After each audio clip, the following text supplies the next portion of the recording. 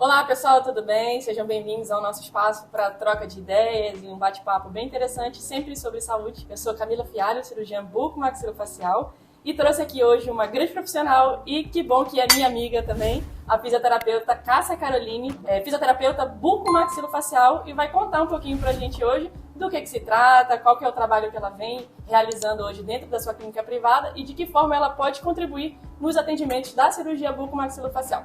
Carol, seja bem-vinda. Muito obrigada. E aí, conta pra gente, o que faz um fisioterapeuta buco-maxilofacial? A fisioterapia, ela vai tratar os sinais e os sintomas, da disfunção temporomandibular. E dentro da fisioterapia buco-maxilofacial, nós temos vários nichos. Então, a gente amplia muito a nossa profissão trabalhando tanto na disfunção temporomandibular, tanto no pós-operatório de cirurgias de trauma de face, das próprias cirurgias eletivas da disfunção temporomandibular, minimamente invasivas ou mais invasivas. E o nosso objetivo é, dentro das cirurgias e do pós-operatório das cirurgias, otimizar o trabalho que vocês realizam na cirurgia, dar mais conforto para o paciente, dar um resultado melhor para o paciente, para que a gente consiga prevenir que esse paciente evolua para possíveis aderências, para que ele consiga restabelecer suas funções mais rápido que ele ficaria se não fizesse o tratamento da fisioterapia. Eu acho legal a gente falar assim, o nome da especialidade, apesar de ser cirurgia buco-maxilofacial, né? Seja eu como cirurgião dentista da especialidade ou você como fisioterapeuta, a gente não faz só a parte cirúrgica. Sim, sim. Nem eu como cirurgiã e nem a Carol preparando os pacientes no pré ou cuidando deles no pós-operatório. Você falou bem, no caso das disfunções temporomandibulares, por exemplo, tu acabas agindo muito em tratamento conservador. Sim, com toda certeza. Hoje, especialmente falando pós-pandemia, a gente pode considerar que a gente tem vindo aí de uma onda do estresse pós-pandêmico, que muitas pessoas têm evoluído ou já tinham algum sinal ou um sintoma, ou estão mesmo agravando, apresentando sintomas mais graves por conta do uso excessivo da máscara, por todo o processo psicossocial que a gente teve, aí que foi totalmente diferente para todo mundo. Então a gente tem tido uma demanda de trabalho muito maior. Não é à toa que eu, como físio, atendi outras especialidades hoje. Eu trabalho exclusivamente com isso porque a demanda de pacientes é muito maior. É uma área da fisioterapia relativamente nova, né? Sim, sim. Eu, como profissional, tenho 10 anos de formada e atuo nessa área há 6 anos. E venho conhecendo, evoluindo e mesmo trabalhando com isso nesse tempo, a cada dia a gente vai descobrindo mais coisas e mais áreas que a gente pode atuar. Por exemplo, a gente trabalha muito com essa parte do manejo da DTM muscular, articular, mista, mas eu tenho pego muitos pacientes que vêm apresentando outro nicho, pacientes que apresentam um zumbido. Então a gente vai precisando evoluir a cada dia, se especializar mais ainda para conseguir atender bem essa demanda que está crescendo. Para quem está escutando, está assistindo a gente de alguma forma, só para deixar esclarecido, talvez você não saiba, a gente tem falado bastante sobre DTM, mas afinal o que é DTM, né? DTM é a sigla para disfunção temporomandibular. É qualquer alteração que a gente diz assim de cunho funcional, ou seja, da forma como funciona da articulação temporomandibular. Esse nome é nome que normalmente a gente chama de ATM. Né? Como a gente falou, a Carol está agindo tanto no tratamento do manejo clínico, né, naqueles pacientes que têm sintomas, têm alguns sinais, tem alguma coisinha que ele incomoda, uma dor, uma dificuldade de movimentar a mandíbula. E esses pacientes, muitas vezes, acabam evoluindo para a necessidade de alguma abordagem cirúrgica. Eu posso dizer para vocês que hoje a gente abre pouquíssimas ATMs, e quando eu falo de abrir é fazer uma cirurgia aberta, que envolva cortar, enfim, cortes, suturas, fechar a ATM em si. Hoje, basicamente, o que a gente faz são abordagens que a gente chama de minimamente invasivas, as famosas cirurgias a laser, como popularmente as pessoas chamam, aquelas que não envolvem cortes, apenas furinhos, para que através de câmeras e de instrumentos muito pequenos. Sabia que o instrumento que a gente utiliza no artroscópio, que é o aparelho, ele tem cerca de 1,9 milímetros. É muito pouco, né? Se você tiver uma régua aí, dá uma olhadinha, o que são 2 milímetros? É muito pequenininho. E a gente consegue hoje resolver basicamente todos os problemas através de 2 milímetros, né? Isso para o paciente significa um pós-operatório muito mais confortável, né? Muito mais rápido também. Retorno precoce às suas atividades, né? Antes o paciente ficava ali 15 dias, 20 dias afastado dessas atividades, hoje ele volta com uma semana. Isso daí é incrível. E faz um trabalho tanto pré-operatório desses pacientes, quanto pós-operatório. Fala um pouquinho pra gente como é que funciona esse manejo, um pouquinho do pré e um pouquinho do pós. O trabalho pré-operatório ainda é uma coisa que a gente vem trabalhando para tentar implementar. Com o nosso trabalho em conjunto, a gente tem conseguido fazer isso com um pouco mais de frequência, que é o paciente vir até o fisioterapeuta para fazer uma avaliação pré-operatória, que às vezes o paciente acha que é desnecessário, mas isso também determina como será o procedimento do pós, a gente conseguir ter noção de amplitude de movimento, noção de função do paciente, para saber como ele vai evoluir no pós. Isso dá para a gente uma base de até onde a gente pode ir, dentro do que é fisiológico, dentro das literaturas, o que é esperado para o paciente. Eu observo muito no consultório, eu acredito que tu vejas também na tua clínica, quando a gente fala de algum problema de articulação. Eu sempre faço a comparação com o joelho, que eu acho que todo mundo tem algum problemazinho no joelho, né? Você vai no ortopedista, a primeira coisa que ele vai te falar, você tem que fortalecer a musculatura. Né? Por mais que você tenha um problema na articulação, você precisa fortalecer também o músculo. Daí a importância da gente começar esse trabalho antes mesmo da cirurgia. Com toda certeza. Às vezes, se a gente já conseguisse começar esse protocolo, esse atendimento lá pré-operatório, quem sabe esse paciente nem evolua para cirurgia. Recente eu recebi esse questionamento de uma paciente onde ela falou para mim, se eu tenho um diagnóstico que é cirúrgico, o que eu estou fazendo na fisioterapia? Eu falei, você está prevenindo de que seu pós-operatório seja tão dolorido, que o seu pós-operatório tenha um grau de sofrimento maior, porque normalmente são cirurgias minimamente invasivas, mas a gente sabe que a resposta é muito individual. Existem pacientes que evoluem para o edema, que evoluem para outros sintomas, e tem pacientes que não, que saem super bem, fazem fisioterapia pouquíssimo, mas a gente sempre procura explicar para o paciente que é importante que a gente trate essa musculatura. E se eu tenho um dano articular nesse paciente, na ATM desse paciente, a gente sabe que se eu tenho uma lesão articular, eu tenho uma musculatura sobrecarregada. Então a gente trabalha, todo mundo acha que fisioterapia é só choquinho, a gente tem esse padrão. E na fisioterapia bucomaxila a gente tem tentado mudar isso para os pacientes. É uma coisa que eu sempre ressalto, né? A gente tem uma quantidade de pacientes que acabam vindo oriundos de planos de saúde, né? E muitos desses pacientes, às vezes, buscam a tua especialidade, é uma especialidade da fisioterapia, que infelizmente muitos dos planos, né, não atendem, até porque é restrita a quantidade de profissionais, são pouquíssimos ainda no mercado, né? E eles acabam buscando a fisioterapia convencional, né? E eles voltam relatando, não, eu fui em alguma clínica, às vezes o profissional determinou só alguns tratamentos pontuais. Tem até ocorrido com frequência. Os pacientes estão sendo encaminhados para a clínica, o plano de saúde, para fazer o atendimento e são recebidos por fisioterapeutas especialistas em ortopedia. E aí perguntam para o paciente, mas o que é para fazer? O ideal é que o paciente passe com um profissional especialista para que ele faça o tratamento correto. Porque se você é especialista na área, você vai saber como conduzir aquele tratamento. Falamos bastante sobre disfunção temporomandibular, mas como tu bem falaste, tu ages basicamente frente a todas as áreas de atuação da cirurgia bucomaxilofacial. Então vamos falar um pouquinho agora da cirurgia ortognática, né? Cirurgia ortognática é aquele tratamento para os pacientes que têm deformidades de face. Eu costumo sempre dizer, o paciente que tem um queixão ou um queixinho, né? Que tem alterações não só estéticas, né? Apesar de ser uma grande preocupação desses pacientes, mas queixas realmente funcionais, né? O paciente tem dificuldade de mastigar, muitas vezes ele tem dores. Dificuldade na respiração também. Respiração para dormir, não consegue dormir bem. Não consegue... São respiradores orais por conta do padrão. Sim, não conseguem falar, alguns não conseguem pronunciar algumas palavras, né? E esses pacientes têm o indicativo da correção dos maxilares, então eles vão submeter a cirurgia ortognática para essa correção e, como qualquer cirurgia, ele precisa passar por uma reabilitação. No caso desses pacientes, a gente sempre conversa sobre isso também, o quão é importante esse preparo já para a cirurgia e não só depois da cirurgia. Pensa bem, normalmente os nossos pacientes aí vão ter entre 20 e 30 anos, normalmente essa é a média dos pacientes que se submetem a esse tratamento. Você tem um padrão de musculatura que se movimentou daquele jeito por 20 e 30 anos. E de um dia para o outro, tudo mudou. Você passa a ter uma nova forma de morder, uma nova forma de falar, de engolir. Então a musculatura sofre muito com isso. Fazer o preparo, né, pré-operatório, é bem significativo. Fala um pouquinho pra gente sobre isso. Normalmente, dentro desse trabalho pré-cirurgia ortognática, a gente gosta de trabalhar muito o relaxamento e a mobilidade. Tanto articular quanto muscular. O paciente vai passar por uma alteração de padrão que ele viveu aí 30, 35 anos, tendo aquela movimentação. Normalmente eu percebo dentro da experiência no consultório que pacientes que são classe 3, são pacientes prognatas, eles tem a mandíbula grande, normalmente apresentam maiores dificuldades no pós-operatório. Então são pacientes especialmente que precisam desse cuidado. Por quê? Normalmente posicionamento de língua, a língua tinha um espaço muito grande.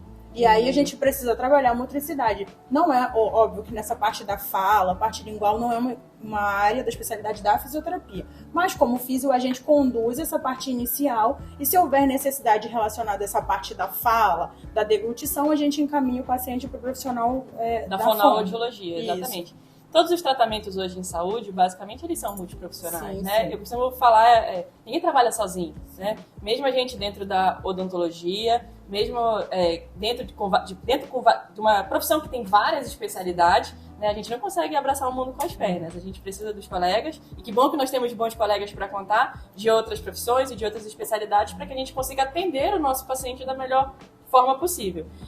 E no pós-operatório da cirurgia ortognática, de que forma a fisioterapia ajuda o nosso paciente? Nós podemos trabalhar de 3 formas. No transoperatório, o transoperatório é quando o paciente está dentro do centro cirúrgico, ele já inicia fazendo aquele atendimento com o taping compressivo, fazendo a laser terapia. Pacientes que realizam o transoperatório têm resultados excelentes, tem redução do edema, tem um aumento da mobilidade, dificilmente apresentam um quadro de dor agudo.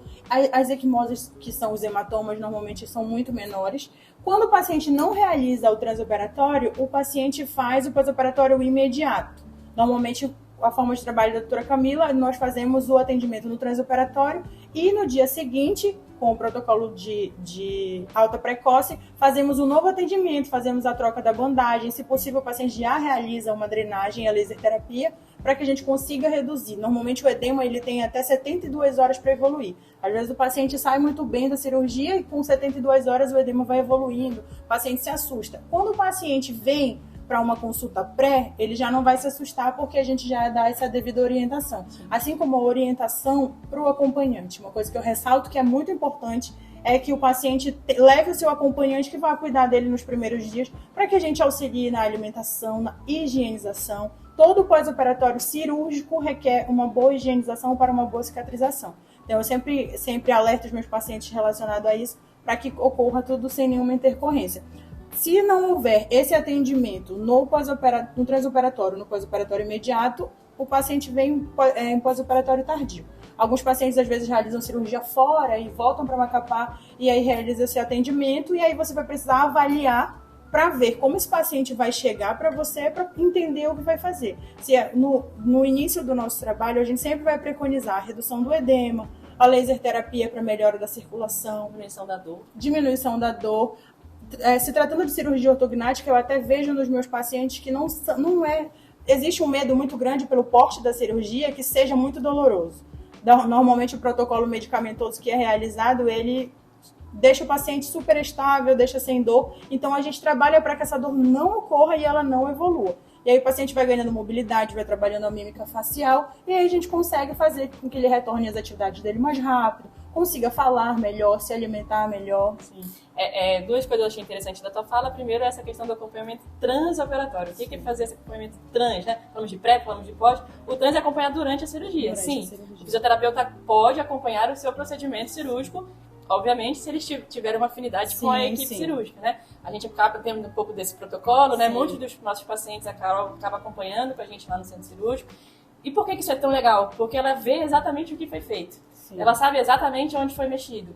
Então, quando esse paciente volta, né, lá no retorno, ela sabe onde exatamente vai doer mais, aonde ela pode mexer, onde ela pode pegar, onde é mais delicado, onde não é. É diferente daquele que não viu. Eu sempre explico isso para os pacientes. Quando eu vejo o que foi feito, eu sei o quanto foi manipulado, eu sei aonde estão as fixações, porque existem pacientes que vêm sem o exame pós. Então, eu preciso saber o que foi feito. Quando eu estou na cirurgia, eu consigo ver aquilo de perto. O quanto foi manipulado, o quanto machucou ou não, o quanto foi preciso de força. O nosso diálogo fica muito mais fácil também. A gente consegue integrar melhor e deixar uma fala única, né? A gente consegue conversar melhor sobre o que a gente espera para esse paciente dali para frente. A gente estava junta lá no transoperatório e segue acompanhando o paciente no pós-operatório. Outra situação é a questão da higiene que você falou. Sim. A cirurgia ortognática é uma cirurgia que é feita toda por dentro da boca. Não existem cortes na pele, né? A gente sempre frisa que a boca é um ambiente potencialmente contaminado, né? As bactérias que a gente tem dentro da boca não são as mesmas bactérias que a gente tem na pele. Então é um ambiente que é um pouco mais difícil de higienizar. Também, principalmente no começo, uma cirurgia que fica com edema, né? O paciente tem uma dificuldade de abrir a boca, de movimentar a boca. Não é que ele não movimente, ele consegue, mas sempre tudo muito restrito. Então, precisa muito essa questão da higiene. Quanto mais limpo tiver, quanto melhor for a higienização desse paciente, com toda certeza, mais fácil vai ser o tratamento, melhor vai ser o pós-operatório. Quanto melhor também é o diálogo entre o profissional da fisioterapia e o BU e o cirurgião bucomaxilo, isso facilita o nosso trabalho. A maioria dos pacientes vem com uma fixação ou por liga ou por um fio de aço. E aí, quando vem por fio de aço, a gente só pode tirar quando vocês autorizam, quando o paciente retorna sem. Se o paciente vier com liga e for autorizado pelo cirurgião, Eu falo sempre autorizado por quê? Porque nós temos a competência e a permissão de fazer a nossa conduta profissional, mas é sempre importante que você respeite o trabalho do cirurgião que executou aquela cirurgia. Foi ele que fez, ele sabe, por mais que você estude e saiba da conduta, eu sempre gosto de reportar e saber o que eu posso executar por segurança. Eu prefiro pecar, assim, pela falta do que pelo excesso, porque nesse caso o excesso seria prejudicial para o paciente. Então, quando tem esse diálogo, eu sempre entro em contato, peço para fazer a retirada da liga, ou peço para que o paciente seja treinado para aprender a tirar e colocar a liga, para que o paciente não evolua para um bloqueio articular. Todas as articulações, se elas ficarem sem movimento, em 24 horas elas evoluem para um bloqueio articular. Seja a ATM, seja qualquer articulação do corpo. Então é importante que mesmo que o paciente esteja com a liga, a gente consiga ter essa mobilidade. Ele vai no consultório, trabalha a mobilidade, faz os movimentos, faz os exercícios e ao final coloca a liga de novo da forma que foi orientada para conseguir continuar conduzindo. Esse bloqueio articular é uma dificuldade de movimentar. Dificuldade. É como a gente fala vulgarmente, é como se travasse a articulação. Você ficou sem mover. E aí, normalmente dentro da nossa articulação, existe um líquido chamado líquido sinovial, que ele serve para lubrificação articular. E se não há movimento, não há produção e não há uma circulação desse líquido. Sabe aquela porta lá da sua casa que tá Exatamente. Tá fazendo barulho e aí ela começa a emperrar, né? Exatamente. Aí não é à toa, quanto mais tempo a gente passa em fazer atividade física, é o que acontece com as nossas articulações. Exatamente. E aí, então, o paciente na cirurgia ortognática, pré, trans e pós-operatório, né? Seguindo com mais uma atribuição, né, do fisioterapeuta bucomaxilofacial em parceria com a cirurgia bucomaxilofacial, atendimentos e pacientes em pós-operatório de cirurgia de terceiro molar, né? Cirurgias do siso também acabam são bem beneficiados desse manejo. Tem sido bem frequente do siso e pacientes da lipodepapada também. Dependendo da conduta do cirurgião que executou, ele encaminha para que o paciente faça, para justamente evitar que ocorram aderências nessa região ou que o paciente evolua para fibroses. Então a gente trabalha com drenagem linfática, libera aquele tecido, dá um conforto maior, dá algumas orientações de home care para o paciente para que seja mais confortável e evolua mais rápido. Isso é interessante dizer, quando a gente pensa em reabilitação também, né? Nunca o paciente vai ser assistido só naquele momento da terapia, né? A gente fala de movimento e fisioterapia é isso, é movimentar, né? Tu vais basicamente orientar o que ele vai fazer, mas eu gosto assim, é 50% eu, 50% você, né? Tu ensinas o que ele deve fazer, mas ele tem que continuar o tratamento em casa. Eu sempre uso essa frase com os pacientes, eu sempre falo para eles, vocês passam 1 hora do dia comigo. E as outras 23? Se a gente não executar atividades e as orientações de home care, o nosso tratamento não vai evoluir da forma que a gente espera. Isso. Eu acho que pra gente finalizar esse bate-papo, né? Trauma de face também tem sido uma atuação... São os meus preferidos, confesso. um pouco... Por quê? Eu fiquei um pouco curiosa. Por que são os seus preferidos? Eu gosto por conta do ritmo cirúrgico. Eu sou uma física que gosta de centro cirúrgico. Eu gosto de assistir cirurgia. Eu sempre falo que isso muda muito o meu toque. A forma que eu vou tocar, a firmeza que eu vou usar para o paciente. E os pacientes de trauma de face normalmente não são pacientes de cirurgia que estavam agendados. Exatamente. Né? Se programaram para E aí a gente tem que ter uma conduta para lidar, entender qual foi o mecanismo da lesão. Na maioria das vezes aí são mecanismos perigosos, como arma de fogo, como arma branca, acidentes de trânsito, violência interpessoal também. Sim, então a gente vai tendo uma outra conduta, e são pacientes que são mais desafiadores, porque não é aquele padrão cirúrgico. Então nós temos fraturas diferentes, nós temos fixações diferentes, e aí eu falo que eu aprendo muito mais, porque a gente vai entendendo novas incisões, novas formas de sutura, e é bem bacana. Além dessa questão da reabilitação, a gente acaba vendo também um manejo muito legal em relação à cicatrização, né? A cicatriz em si desses pacientes. Como tu falaste, é uma cirurgia que um acidente, né? O paciente não se programou para aquilo, Deus o livre até. Então, assim, às vezes a forma como o paciente vem, às vezes com corte, a forma como esse corte se deu, né? Não foi desenhado, não foi uma incisão programada para fazer. Então a gente acaba tendo o acúmulo de linfa, né? Sim. O risco dessa cicatriz não ficar tão estética assim, a gente melhorar esse padrão de cicatrização, passa muito pela tua mão também. E quanto mais precoce é a nossa intervenção, melhor vai ser o resultado desse paciente. Menos aderência, menos sangramento. Volta precoce às suas atividades, mais uma vez, né? Exatamente. Carol, foi muito legal a gente ter esse bate-papo hoje. Acho que eu espero que tenha sido bem esclarecedor a quem nos assistiu. Né? Se você tiver alguma dúvida, você pode estar mandando comentários, né? Mandando nossas perguntas aqui nas nossas redes sociais. A gente vai tentar divulgar esse vídeo ao máximo que a gente puder, porque eu acho que é super interessante. Sim, com certeza. Informação, e principalmente informação em saúde, é um negócio que tem que ser compartilhado, Tem que ser compartilhado. né? Para a maior quantidade possível de pessoas. Né? Fala aí pra gente também se você já tinha ouvido falar sobre fisioterapia bucomaxilofacial ou sobre cirurgia bucomaxilofacial, ou se você tem algum desses problemas ou conhece alguém que tem algum desses problemas, né? Para que a gente também possa te ajudar de alguma forma. Muito obrigada por ter topado esse bate-papo aqui comigo hoje. Eu que agradeço. Um beijo. Tchau.